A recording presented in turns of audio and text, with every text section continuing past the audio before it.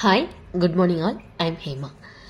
இது என்னோட ஒரு சின்னோண்டி மினி விலாகு. நான் இது வரைக்கும் வாய்ஸ் ஓவர் கொடுத்ததில்லை, இப்போ தான் ஃபஸ்ட் டைம் ட்ரை பண்ணுறேன்.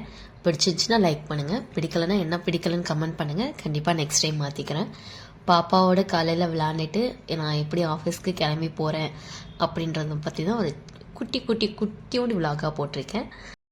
இது மிஸ்டேக் இருந்ததுன்னா மன்னிச்சுக்கோங்க. வாங்க வீடியோக்குள்ளே போகலாம்.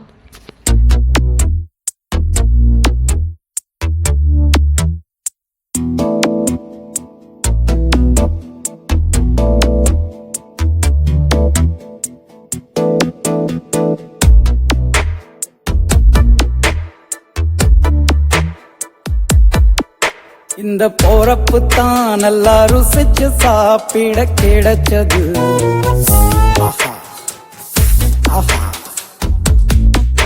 அத நினைச்சுத்தான் மனோ உலகம் முழுவதும் பருக்குது. அடச்சுட சுட அடச்சுட சுட அந்த மதுர மல்லிப்பூ இட்லியே மீன் குழம்புல கொஞ்சம் புரட்டி சாப்பிட எச்சிலு ஊறுது உள்ளுக்குள்ள. இந்த போறப்பு தான் நல்லா ருசிச்சு சாப்பிட கிடைச்சது. இந்த போறப்பு தான் நல்லா ருசிச்சு சாப்பிட கிடைச்சது. அத நினைச்சுத்தான் மனோ உலகம் முழுவதும் பருக்குது.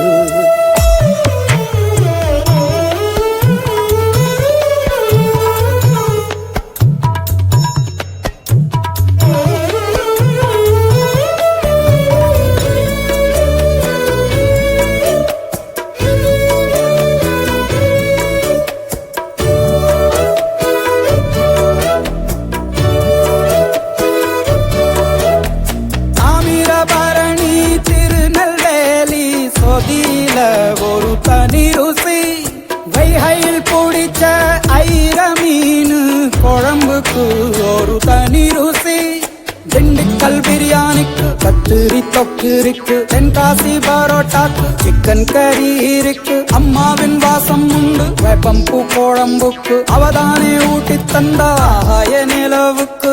உணவிலே ஒரு உறவு இருக்குது, உள்ளுக்குள்ளே ஒரு கவிதை பிறக்குது. போறப்புத்தான் அத நினைச்சுத்தான் இந்த போறப்புத்தான் நல்லா ருசிச்சு சாப்பிட கிடைச்சது.